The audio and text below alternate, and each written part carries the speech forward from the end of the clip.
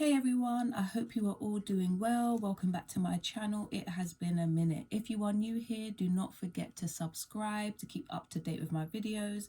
And if you're a regular, welcome back. So you already know the drill. I say my prayer, I protect myself before I even press record.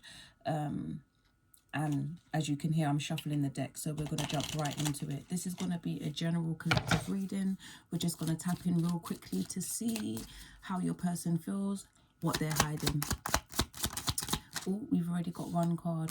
Sometimes I stay awake thinking about you. So sometimes I'll be picking up on energies, but the readings that I do, like, not that I want to be more specific, but I feel like, you know, my collective be going through similar things but different things at the same time. So right now I know a lot of people are going through a separation, or they've decided to leave their person, or their person may have left them, you know, whatever, like wherever the shoe fits. And I feel like my collective, they are doing the work to kind of heal and move forward and, you know, like do better in life. Whereas your person is now regretting the decisions that they've made.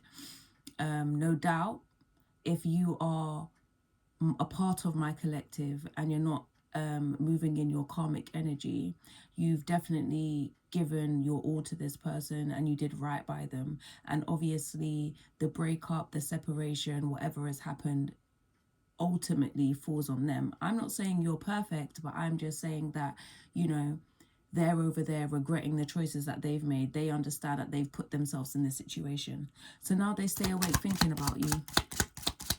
Which, I don't know, how do you guys feel about that? Let me know in the comments.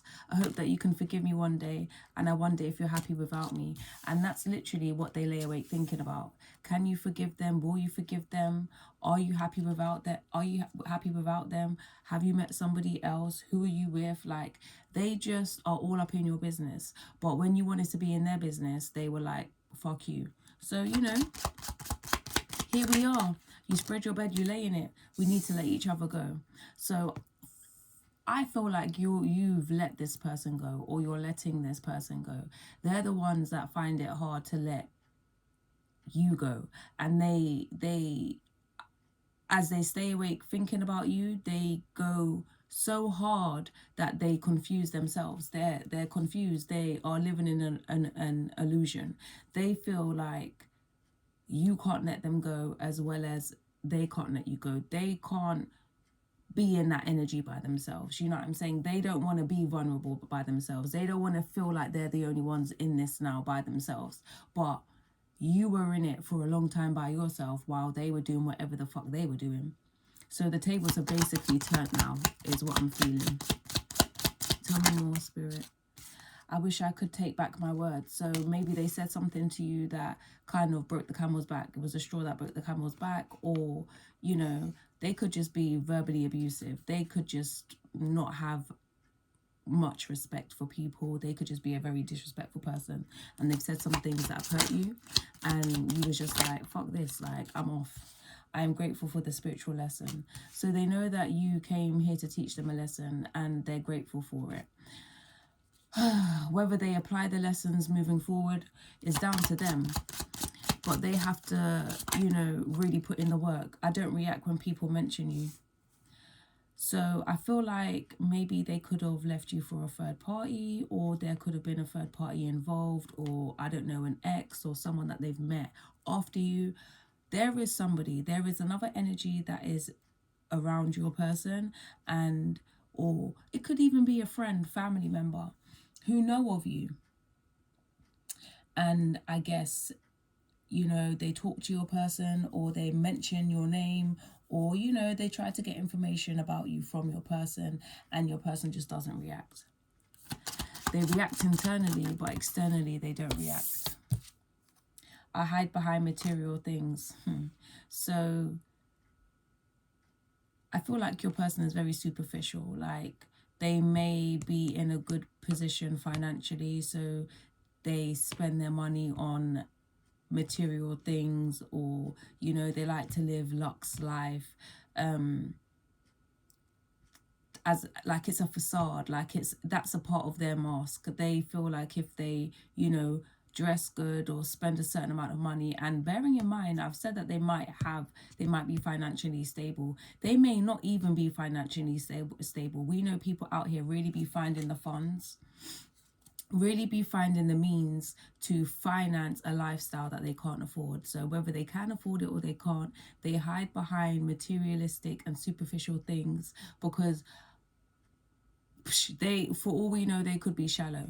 They probably are shallow. The fact that they've got themselves in a situation, they had you and they lost you. How?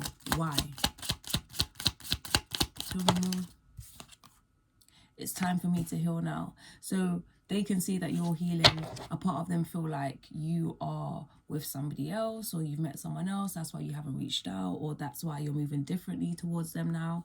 And they know that they need to heal. Like, they know that the reason why this has all failed is because they are hurt, and hurt people hurt people. I love you unconditionally at the bottom of the deck. I just feel like this person really, like they said, needs to heal. Because how can you love someone but then hurt them the way that they've hurt you, or do the things that they've done to you? Like, that's not love. So, and then you don't know what you've got until it's gone. So now that you guys have separated or gone your separate ways, or whatever it is, you've left them, they've left you, or whatever it is, now that they're in regret, it's like, oh, I love you unconditionally now. That's now that it's now you've realized it. Yeah, your person definitely needs to go away and heal, because they're just going to keep hurting everyone they come into contact with. But I want to know what it is that they did. What did they do to you to bring you guys to this point? So we have the Queen of Wands and the Three of Wands. Tell me more, Spirit. What did they do? Ten of Swords. What's this Ten of Swords? We'll get into it after, but, what is this? Okay. Five of Wands. I just feel like lots of conflicts, but conflict about, like, what? Who is this Queen of Wands? Is this my collective, or who? Who is this? Ooh, thank you. The Magician in reverse and the Nine of Cups. So obviously the Ten of Swords confirms the ending that I spoke of, you guys going your separate ways. The Queen of Wands is someone that's that's very confident. They know exactly what they want. They're passionate, they're determined. And with the Three of Wands, like, that's moving forward, planning your future, waiting to reap the fruits of your labor, or the, like, rewards, get all the rewards that from the efforts that you've put in. But with the Ten of Swords, I feel like, so maybe you put in effort with this person, you thought that you was going to have a future with this person, you've planned all this shit with this person, and they turned around and backstabbed you, they betrayed you in some way, which caused conflict with the Five of Wands. The Magician in reverse, I feel like, you are magic. You know this. I tell you this all the time. You are magic. But when somebody fucks with your magic, or when someone fucks with your energy, it can kind of put you on the flip side, if that makes sense. So I guess with all the arguments and the fighting with the Five of Wands, it kind of flipped your Magician into reverse, and it blocked your creativity. And I'm feeling like you went in circles with this person, so you refused to learn from your mistakes. You thought that this person was your wish fulfillment. You thought that, this person was gonna be your end all and be all. You thought that you was gonna have abundance with this person, and you didn't. With Death at the bottom of the card, you had to let go. It's a spiritual transformation. They said that they're happy for the spiritual lesson. You were a spiritual lesson to them, and they were a spiritual lesson to you. They had to come in and force you to transform. They had to force you to transition into the new you, the person who you want to be. You could have never been that person whilst being in the energy that you have been in. Like, tolerating certain shit. I don't want to say you were enabling things, but I just feel like you accepted a lot of things that you knew you didn't deserve. You accepted and tolerated things that you wouldn't necessarily tolerate for this specific person. And it basically got you nowhere. It got you with fucking 10 swords in your back. So although this person loves you unconditionally, you know it's not worth it.